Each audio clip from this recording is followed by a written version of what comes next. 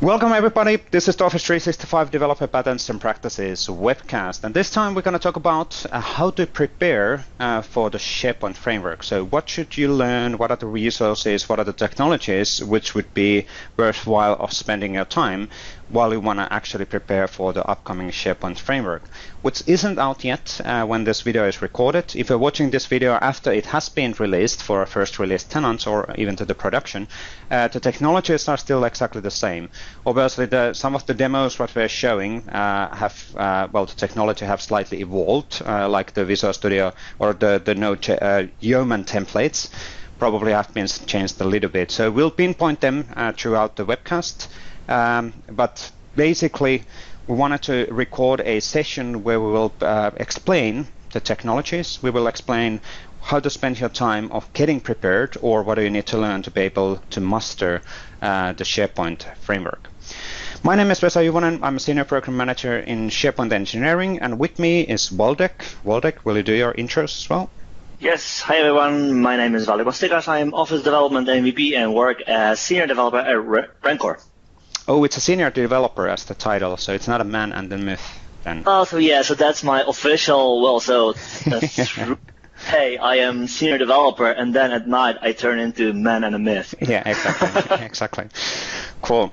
Let's actually get going. So one of the things, there's always new people watching these videos. Just to clarify, the PnP and Office 365 Developer Patterns and Practices, or SharePoint Patterns and Practices, is a PnP initiative where we share code samples, guidance documentations in MSDN and also in GitHub. We have monthly community calls. We have case studies as well. The themes are on the SharePoint side quite often, the SharePoint Framework, SharePoint add-ins, but we also do other Office 365 development as well, so like Microsoft Graph. So there's a lot of assets out there. So if you're looking into starting development on a SharePoint or with Microsoft Graph, you probably want to have a look on our code gallery or search tooling and what are the assets available, and download samples from the GitHub as well. Excellent. Let's go back on the SharePoint framework. So just a kind of a vision slide on what do we want to do from a SharePoint extensibility perspective. So there are certain principles which we really wanted to tackle with this new SharePoint framework. So we want to truly build a long-term value-added services for enterprise mobility. And the immediate first reaction might be that, what do I mean with mobility? Well, it means that whatever we actually implement from a customization perspective, your device doesn't actually matter. So the SharePoint framework will be fully responsive, and the SharePoint UI and the new UX will be fully responsive as well. And the whole point is that you can access those pages using whatever device, and the pages are adapting based on device. So we as a developer, we need to obviously take that into account as well. The main principles are essentially the fact that we want to provide an application development framework which aligns with first and third parties. And you might understand what it means, or you might not. So if the first parties means actual Microsoft teams or SharePoint engineering teams who are developing their new experiences on top of SharePoint. So this exactly the same SharePoint framework is used, for example, by the portal guys or the video guys who are implementing their new UIs on top of the SharePoint/Office 365. And the third parties then means the community, customers and partners and ISVs and whoever who are implementing their customizations on top of the SharePoint. And this is kind of a fundamental change in our, it's not really a fundamental change in our thinking, but it's a fundamental change within our behavior.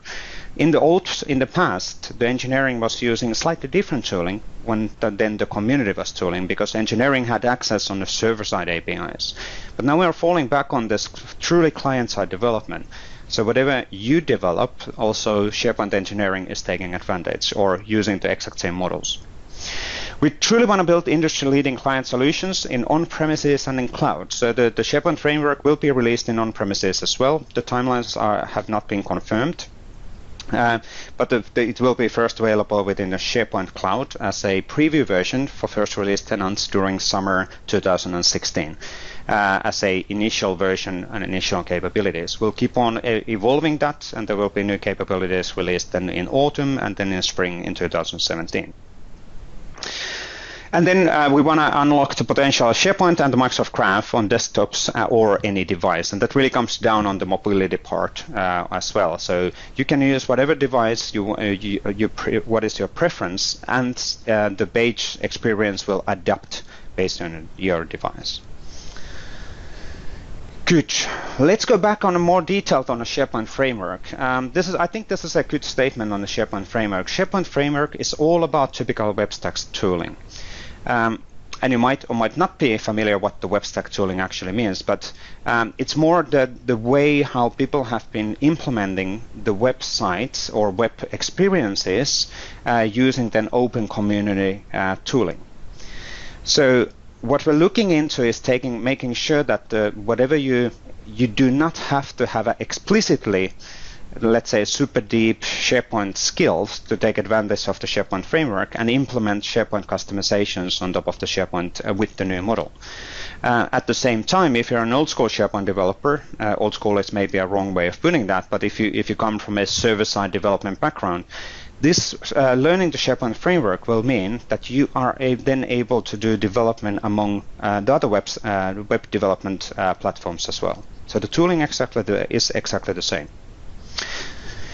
And if we'll have a quick look on the tooling, and that's kind of a summary slide on the tooling and on the frameworks. The tooling will be, in general, Node.js as the hosting platform, so to say, for development time, Yeoman for the templates, Gulp for the task management, TypeScript for the development, and then Visual Studio Code as one of the options for the editors. There's other options for editors as well, and we'll come back on this in a second. And since this is client-side development, you can actually choose the JavaScript framework, what I want to use for the development. So if you're familiar with React or Knockout or Handlebars, you can continue using them with the SharePoint framework. So implement truly your customizations towards SharePoint using your preference framework. And is there any advantage to use one over another? Or does it make any sense, or doesn't it matter at all, and you can just use any framework you want without any pros and cons? Well, there's kind of an advantages and disadvantages on some of these, because Angular or Amber, as an example, they're kind of full-fledged frameworks, and they take over the Angular kind of takes over the page, and the implementation is slightly different than when you are doing using a lightweight framework like React or Knockout or Handlebars. So it's a matter of kind of choosing your preference and then stick into it.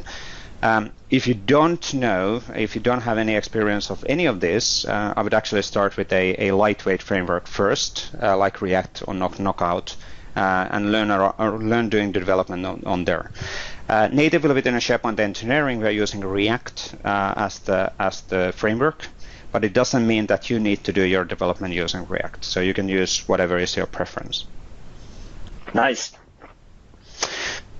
Just to kind of clarify, because there's obviously there's maybe some uncertainty for some of the audience. What's actually what, and what does it mean? Why are you saying NPM? I don't know what it actually means. So what is a gulp or Yeoman?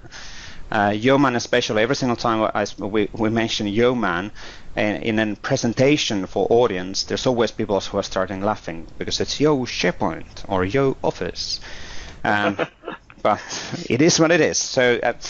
But what it actually means is that the Node.js can be kind of a simplified, oversimplifying things. It's an same as IIS Express used to be within for example, in a SharePoint adding development. So it's the local JavaScript hosting engine, which will then host your JavaScript implementation from your local machine. So we're able to do kind of a testing locally as well. You can use Node.js also as a server-side engine, and that's why we have the .NET mentioned in the Node.js right next to the Node.js logo. NPM is a Node Package Manager, so essentially oversimplifying things, well, it is actually pretty close. It's almost the same as NuGet Gallery. So even in a classic managed code development in Visual Studio, it wasn't really a good practice anymore to download SDKs which install assemblies to your global assembly GAG, and then you reference those from a GAG, because it's actually pretty difficult to manage those versions, and then you need to install and manage, install to your development machines those things. You took advantage of or you still do, take advantage of the NuGet gallery, where you're able to pinpoint which of the versions your application is using across the internet. And whenever you compile, the stuff is actually pulled down from the internet automatically within the Visual Studio. The NPM is kind of a similar thing. You're able to pull down your needed frameworks and, in quotes, JavaScript assemblies. Well, there's no such thing as JavaScript assemblies, but your JavaScript components or packages from the internet, and then you can do a local development within your machine. Gulp is more around task management, so it's almost like the MS Build. So you're able to do automation of these tasks within your project. Yeoman, Yo Office. It's almost like the templates, or it is the templates. We used in Visual Studio, we used to always go and create a new Visual Studio project, and then we add a new item to the project, and that was the template. Yeoman is essentially a centralized repository for this kind of a templates in the and the engine which is scaffolding those templates. You will install those templates using NPM, but then Yeoman is the one which will extract and execute the template flow for you.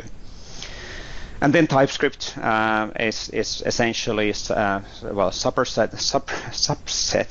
subset. Come on, I'm losing my word. Well, help me.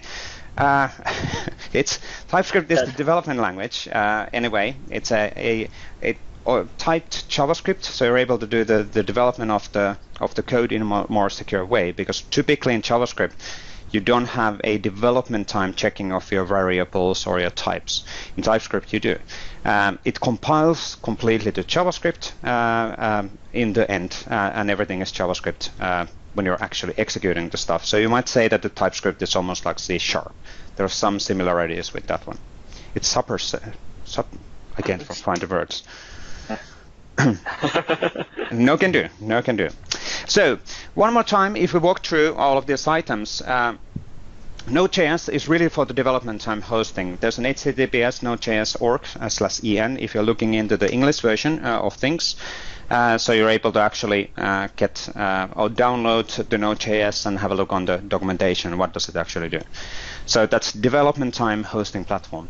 It's really like a local JavaScript runtime environment. So you can actually do that in the client side or as a host engine, or you can do a server-side code as well if needed. So oversimplifying things, you might consider that as the IIS Express, which we used to have with Visual Studio, or we still do, no doubt.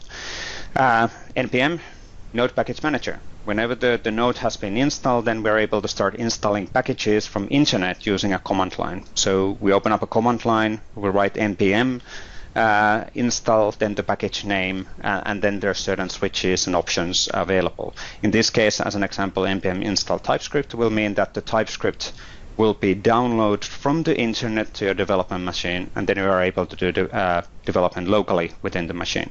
So Package Manager for SharePoint. For JavaScript, losing my words. Used alongside with Node.js for local JavaScript development, and and it's really used for consuming the third-party libraries in your customization. So obviously you can write all of the stuff by yourself, but there's a lot of NPM packages out there for complex operations. Or all the libraries or frameworks like the React as an example is available, or TypeScript, again this example.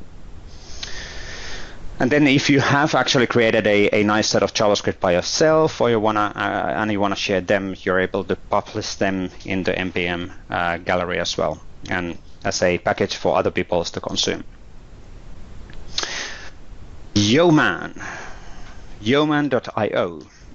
It always makes me smile. Why are some of these using the .io address? Well, because they are cool, right? They're like. So Graph.io. Graph is cool. Graph is cool, yeah. It's the new thing on the block, right? Indeed, it's the new kid on the block. It's kind of interesting to see what's the address in 5 years. Will it be something completely different when the IO is no longer the new kid? But Whenever you have installed the needed packages to your machine, some of those packages could be templates. Then you do, and obviously need to install the Yeoman using the NPM Manager as well. Then you do Yo, as an example, Office, which would actually start the Office templating creation process. So the Yeoman is really there for scaffolding their development projects for client-side and server-side, actually. And it's also used to deliver the SharePoint Framework templates to your development machine. So you'll need to download the stuff again whenever the SharePoint Framework will be available for you. Right now, at the recording time of the video, it's not yet. It's going to come soon. We'll make a big fuss out of it when it's available. But you're then able to actually create the projects using the Yo option. What we will be calling at the time, will it be Yo SharePoint or Yo something else? We'll see. We'll see how we go. Something else, and I think that's the I think that's the interesting thing to mention is that if you have specific template structure or process or anything that isn't available out of the box, you can quite easily create your own templates. Yes. You could, for example, take the template that will be made available by Microsoft, and you could customize that, expand that, build on top of that to build a template for your own team, right? That would work for you. That would actually give you a start ahead the way you do it every single time. Sure. Absolutely a good point, because if you want to have a standardization among your development team, you can easily do that with your custom templates as well. Absolutely. Good. The following fellow, which we mentioned already, was the gulp, gulpjs.com. Gulp is essentially a task manager. So you're able to then do automation of your build tasks. You can use simple automations, but it actually has a really strong ecosystem, and you're able to add additional, I think they're called plugins. What they call plugins? Well, additional things which are plugins in the conceptual perspective at least. So there's a really big ecosystem around, or growing ecosystem with Gulp. But in the Visual Studio, in the SharePoint Framework perspective, it's really the task manager making sure that when you execute, for example, gulp serve command, what will then happen? And that's all about it. It's almost like the MS Build, what we had in the Visual Studio projects, which quite often you don't need to worry about as long as you understand a command or a action what you're executing. So all of the automations already, default automation is available there within the templates. If needed, you're able to do additional tasks and additional things within the build automation flow. Good. TypeScript is JavaScript, and TypeScript is typed superset of JavaScript. I was losing the superset word in the past, but the key point. Yes. So key point here to understand it's the development time experience. So it compiles to the JavaScript in the end. So whenever somebody is consuming your web application, it is actually JavaScript. It's just for helping the development time experience. If you do have a large project, making sure that the variable names and types are consistent might be really difficult. When you're using a TypeScript, it's going to help you to do that.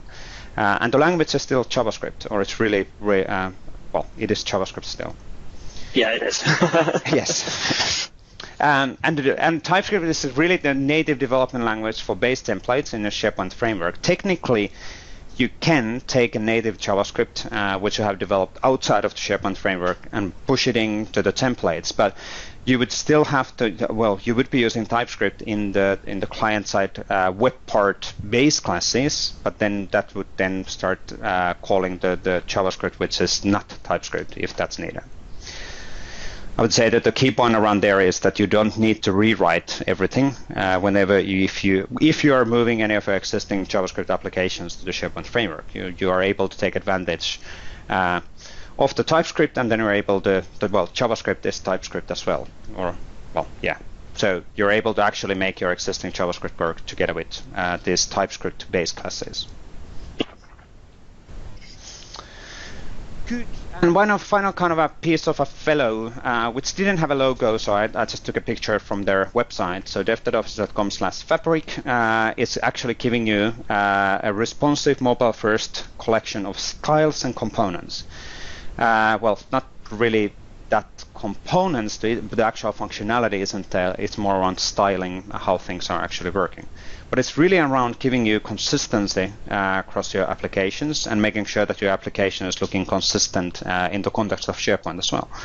The SharePoint Framework, or other way around, UI Fabric is natively supported in SharePoint itself when you're writing a SharePoint Framework customizations. So you're able to just reference those styles and you'll be good to go. And there's quite a lot of individual components, and this is also open source available in a GitHub as well. So if you go dev.office.com/fabric, you can have a look at what's actually available. So if you wanted to use it with React or Angular, can you just use that as is, or is there additional effort involved before you will be able to benefit of it? So, well, I would say you can use the styles as is, but if you really want to have the actual functionality included in your particular framework, then there are open source projects out there. For example, for Angular, you remember the Angular project name, Waldek? The NG Office UI Fabric. NG Office UI Fabric, yes, which will help you to integrate the Office UI Fabric directly within the Angular. Yes. And there's a lot of work done by the community on this site, together with other people in the community and Microsoft, on helping to do the Office Fabric in an efficient way. We're looking into having a similar kind of thing for React as well. And more announcements and information around these things are coming sooner or later. Good. Let's actually have a quick demo. So this is just a walkthrough. So Waldek is going to do the demo, and let's walk through those individual technologies. What does the gulp mean? What does the yeoman mean? What is Node.js from a demo perspective? So you'll have some sort of a kind of an idea. What does it actually mean? And then let's continue with slides and do a few more slides and another demo within the session as well. But let's jump on the demo done by Waldek. All right, so for our first demo, we would like to show you how you can use the new AppSec tools to create projects. I'm here on a Mac, but that works exactly the same way on OS X, Windows, Linux, anything you want to use.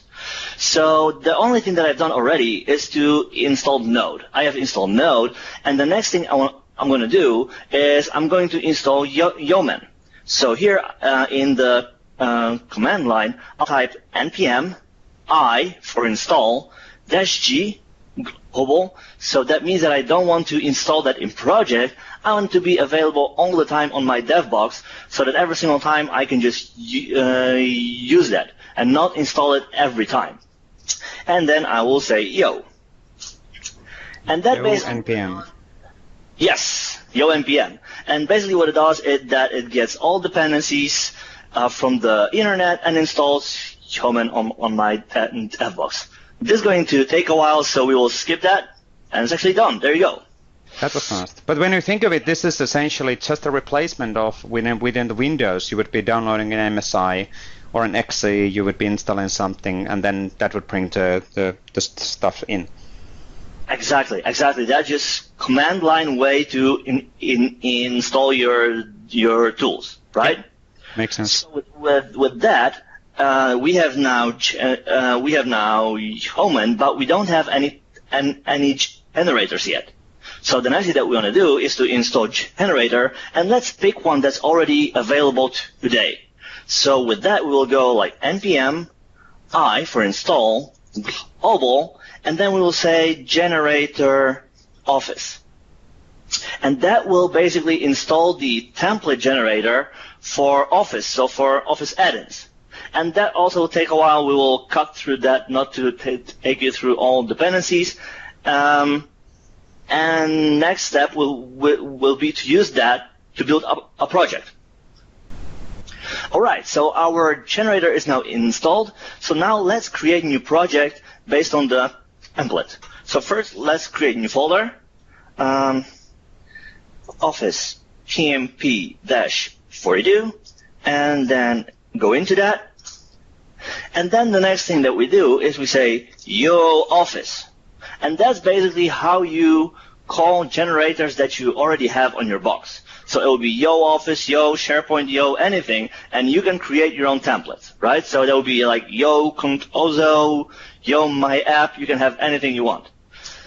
And then depending on the project that you have, you will be asked questions like project name, root folder, and everything that you see from now on depends on template, right? So the questions that you see here are actually out Office add-ins. But if you would build a web app or web part, these questions might be and will be different, right? So let's just stick with defaults, and that will take a while to build. So let's just start creating it and skip that.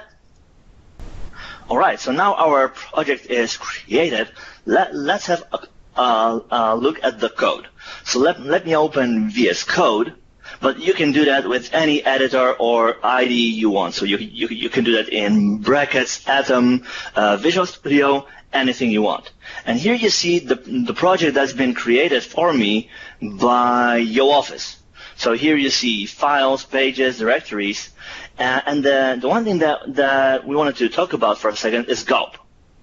So as we said, gulp is the task manager that you can use to automate your build or anything you want.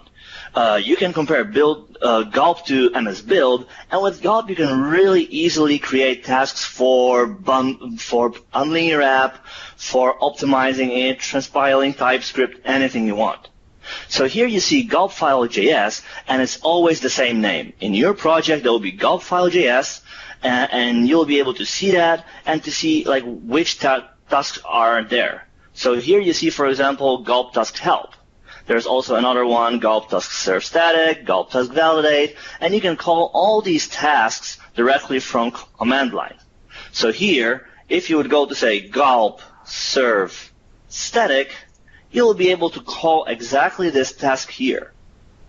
So we'll call this task here in command line. And you can invoke them, and depending on the task, it will do whatever you want it to do in the task. So it's as easy as that. That's pretty easy. The only kind of a difference for a Windows developer, if you're coming from a Windows background, is that why do I need to use a command line? And we'll touch that one in an isolated demo, no doubt. Yep. But I think that's it for this one. Just walking through the main steps. What is Node.js? That's now actually serving that particular JS or the application in the localhost 8443, as we can see in this case. We went through the NPM, went through the Yeoman, and went through the gulp as a task manager as well. There's a few other elements which we mentioned on the slides, but I think that clarifies already what are these fellows and what do they actually do. So let's switch back on the slides and come back with the demo in a second. Excellent. Thanks, Waldek, for that one. So let's have a few slides before we do the second demo as well. So we kind of touched the following topic already. But typical questions what we're, for example, getting is I want to use Angular knockout in my development. Is that fine? We kind of went this through already within the presentation, but that's absolutely fine as well. So it's really up to you to choose the chosen framework. Like in Microsoft, the SharePoint Framework does use React. And that's relatively lightweight framework, which is pretty flexible for this kind of a development. You can use Angular as well or a knockout as well. There are different advantages and disadvantages of this framework, and probably we'll come up with a kind of a consideration map slightly later. So we're not going to do it within this call, or maybe we'll do another webcast where we go through individual or maybe a sample which have been implemented using a knockout and a React and a Angular. So what's the differences, what's the advantages, and so on. And I think that the great thing about it is that from development point of view, there is nothing specific to SharePoint Framework that would influence like how you use Angular, Knockout, React, or anything else. So probably if you've worked with these in the past, you've already done research like would you like to use Angular or React or Knockout and why and what are the pros and the cons. And I think that eventually when things will be available, I think it would make a lot of sense to have the guidance like, okay, so if you would like to do Angular, think about this. And if you would like to do Knockout project, think about that. So perhaps not really like an overview of should you use Angular, Knockout, or React, right? Because that has nothing to do with SharePoint Framework by itself. Absolutely. It's more development, web development thing in general, right? Yeah. Yeah, but that's what I essentially meant with the statement as well. So what does it actually mean if you choose Angular in the context of SharePoint Framework? What are the considerations and how do we make it actually happen? So that's something which we absolutely will release as part of the release documentation within the SharePoint sooner or later, or SharePoint Framework sooner or later. The other thing, what kind of a typical question is that, especially the people who've been doing more farm solutions or even adding development outside of the web stack, you might be really familiar with Visual Studio IDE, the development environment, and then it's like, oh my God, what are those command lines? What Node.js? Why are you making this so difficult? But away from my IDE. Yes, why are you pulling me away from my IDE? Why I can't use my favorite tooling, which is brilliant and it has all the different capabilities? And the answer is, actually, you can. You can take advantage of the Visual Studio, and we're working on a additional tooling on the Visual Studio to make it even easier. But the solution already from day one, and already right now we're going to do a quick demo out of it as well, is to use the Node.js project template in Visual Studio, which is clever enough to understand individual tasks which you have in the Node project. And essentially what you do is that you import the existing Node project or a folder to the Visual Studio, and then Visual Studio is going to automatically create a template out of it. And then you will have a task manager or the task UIs to actually run to individual tasks without the command line interception as such. You will actually see the command line inside of the Visual Studio, but you will be in the familiar IDE, whatever is your chosen setup. But I think the best thing to understand what it means is that is to see it in practice. So let's jump on the demo, and Waldek's going to show you how the Visual Studio experience is with the Node.js project. So we're going to use one of the early builds of the SharePoint framework to show you this one in practice. And just to kind of make sure that it's mentioned quite a few times, this is preview projects, and we're looking into having additional extensibility in the Visual Studio for helping the development to be even easier. What it is, when it will be available, we can't actually tell that right now. But we're getting there, and Visual Studio is absolutely a first-class development experience, first-class development environment as well for SharePoint Framework. All right. Another demo that we wanted to show you is actually to prove to you that you can use your favorite IDE that you've used until now to build these new projects. So here I am in Visual Studio 2015, and what I've already done is I imported my SharePoint Framework project into the Node.js project template. So Node.js project template comes with the Node.js tools that you can install additionally for Visual Studio. And after you do that, you will get a new template that you can use to import your SharePoint Framework projects. Or in general, Node.js project, when I think of it. Yeah. Yes, that's correct.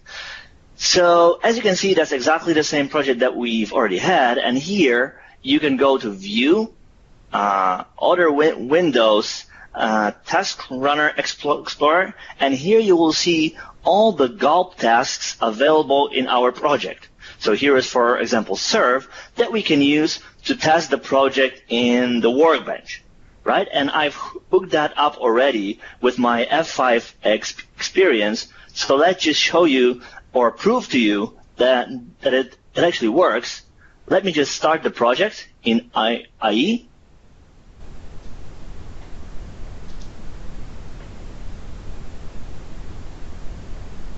And what's going to start happen right now in the background is that the Visual Studio is integrating directly with the Node.js then.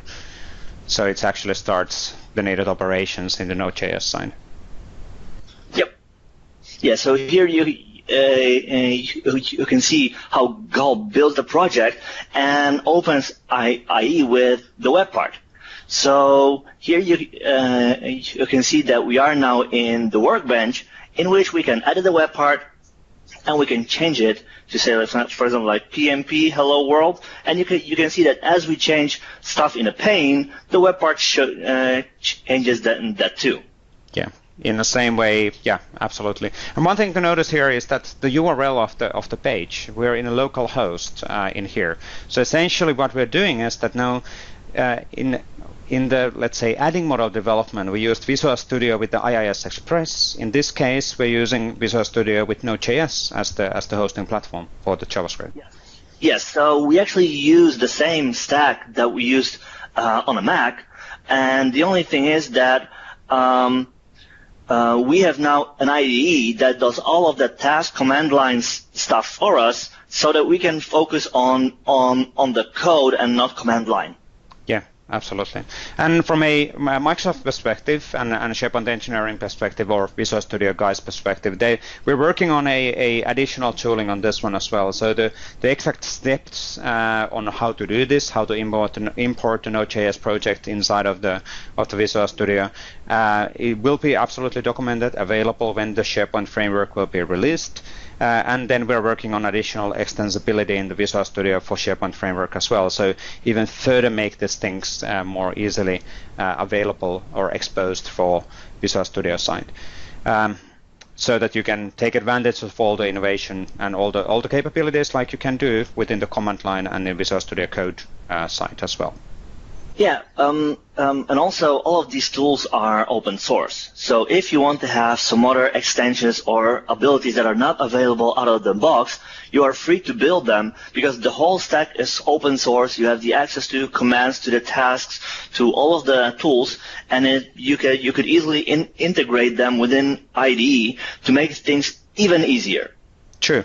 So that's actually a good point. Just as well, we could have a community tool which is extending the Visual Studio with the certain operations if something is missing. So which is actually a great opportunity again for community to contribute between each other. So great point, Waldek, on that one. But I think that's it from a experience perspective. Relatively simple, but and actually extremely fast to do. The only thing when you're importing that Node.js project, that process isn't super fast, so it takes a while, and that's the reason why we didn't actually show that within the video. But you'll have all of the needed guidance on how to do this whenever the SharePoint framework will be available for you to take into use. At the recording time of this video or release time of this video, the SharePoint framework is not yet available for you. So we're using a preview version with me and Waldek right now, and we'll make a big fuss out of it whenever the first release tenants will get the SharePoint framework to be available. But we absolutely wanted to show that this is possible using the Visual Studio as well, and we keep on evolving that experience in the future as well. Cool. Let's go back on the slides and close up the webcast. Thank you, Waldek. Thank you, Waldek, for that one. And a few more slides before we close up the thing. So just kind of a summary of the whole presentation. We went through different things. We had a look on the Visual Studio side, and we had a look on the toolings in the demo as well. But how would I actually now start mastering the SharePoint framework? Well, how to master is a pretty strong word of saying, but at least we have a training path to get started on understanding the concept in a much more detailed way. The number one thing actually which I would start is to go to existing Office Dev PnP and have a look on our JavaScript embedding patterns. We do have a MSDN pages around MSDN documentation around this one as well. And what the JavaScript embed model actually means is that you take, for example, advantage of the script editor web part, where you add a div and a reference to a JavaScript. And then You put that one on your page, and you can automate that absolutely. And whenever that's executed by a process, the JavaScript itself will essentially draw whatever is inside of the div. Oversimplifying things, that's exactly what the SharePoint Framework is doing. But again, oversimplifying things. SharePoint Framework is much more than that as well, and it provides you consistency and additional services for developing those things. And you will actually have a native web part or client web parts, not that you need to do a script editor web part modifications. Then it's a good thing to learn about use technologies, so the web stack tooling, install the Node.js and a command line tooling. Is it a Mac, or are you having a Mac or a PC? It doesn't matter, both. It works in both. And then kind of test the web stack development on your computer. And that's really also around learning the Webpack for bundling your applications. So what is a Webpack? How does it actually work as well? And how do you start actually doing the web stack development? Then obviously it's a good thing to learn about JavaScript frameworks. You might already know about some of them. You might already have a chosen one, and that's absolutely fine. And I'm just noticing a small typo. The React should be in the lightweight framework side, but let's switch it there on the official slides. But there's a lightweight frameworks, there's a full-fledged frameworks, and obviously it's again debatable what is lightweight, what is full-fledged, but still. But really kind of getting understanding how they can be used and what's the benefit of using them. And then also learn about the UI fabric usage. How can I use that already within the existing JavaScript-based implementations? And what's kind of cool, if you go through all of this already right now, and you might be using all of this already right now, because right now today within a SharePoint Online or in on-premises, you could just as well do all of your development in a web stack using React, which is taking advantage of Office UI Fabric, and then you're using the JavaScript embedding model. So the model conceptually is exactly the same with SharePoint Framework as well. Did I miss anything there, Waldek? Just out of curiosity. No. You have it all, and the great thing is that if you compare that, you actually see that you have like 90% is available already, right? I think that's only the last 10% that ties the things that you build using this approach to SharePoint, that basically formalizes the contract, if you will, between solution and SharePoint, right? But other than that, as you said, everything that's on this slide is available today. Yeah, exactly. And that's actually the right way of putting that, formalizing the contract between the SharePoint and the developer, and then providing additional services within the framework as well. I think that's a really nice way of putting what is a SharePoint framework. But you can do this already today. And if you haven't done it, just have a look on the conceptual thinking and the conceptual development models, what we have with the JavaScript embedding patterns within the PnP, and that will help you to understand what are we talking. This is just a more kind of a reference slide. What does it mean of getting started? We would say that install, first of all, to be fair, Git isn't truly needed, but most likely you will be using Git to pull down anyway stuff from the GitHub rather than just downloading a zip file, which works as well. You would install Node.js. You can go to nodejs.org for doing that. Then you would install command line tooling of your choice. For Windows, I'm using Commander. I know that Waldek is using, well, you're using both. But in the Mac, oh my ziz. What does ziz, yeah. Oh my ziz. Is one option. And then install code editor IDE of your choice. So like we showed in the demo, you can do the stuff in the Visual Studio, or you can do lightweight as well.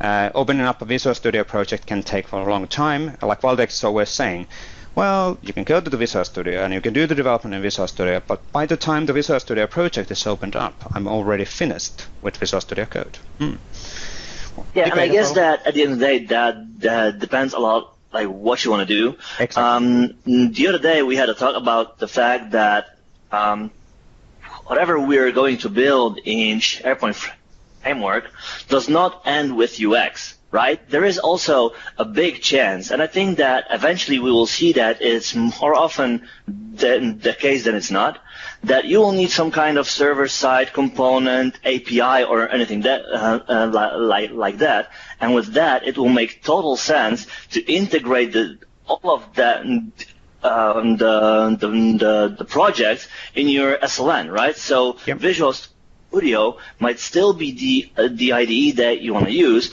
because it's not only the UX part, but it's all of it. It allows you to have a singular view at your whole project. True. Having multiple projects within your solution in Visual Studio and then understanding what those projects are doing. Relatively typical case, no doubt, for a larger projects. And the web API side of it and web services, and yeah, absolutely. But anyway, and then when you have installed and when you have chosen your code editor, then it's just a matter of testing with the web stack. And there's quite a nice GitHub templates and repositories and hands-on labs material already available. And Waldeck, just to kind of buff or promote your stuff as well, Waldeck has a really nice, as an example, React Webpack blueprint, which you can pull down and start playing with and start building your, testing the web stack development on top of it. And then this is just a reference list of all of the links which we mentioned already as we went through the individual technologies, just to have a reference link for them. You'll find all of these links also in the description of the video, so you can easily go and start learning more around the specific technologies this side. Before we close up, just a reminder, the Office Dev PnP or SharePoint Patterns and Practices, we will use the SharePoint Patterns and Practices from an engineering perspective as the channel for the community-facing guidance, samples, and all the messaging. The AKMS Office Dev PnP lands you to the dev.office.com/PnP address, which is a one-pager where we are collecting all of the different resources.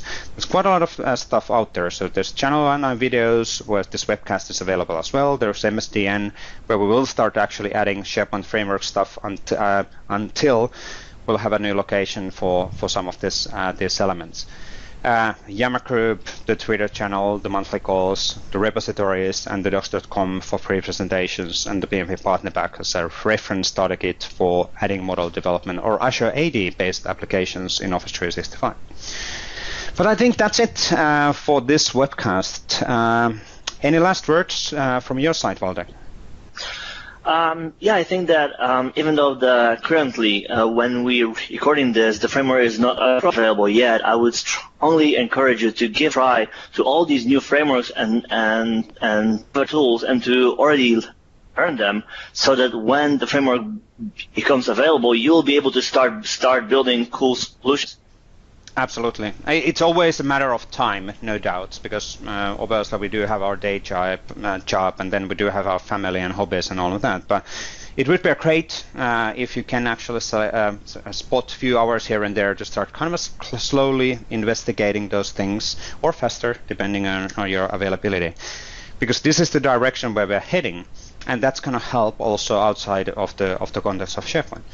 So it's an absolutely valuable thing to learn from for any developer who's doing any web development within the world. But I think that's it. Thank you for listening or watching, and we'll come back with a new webcast sooner or later.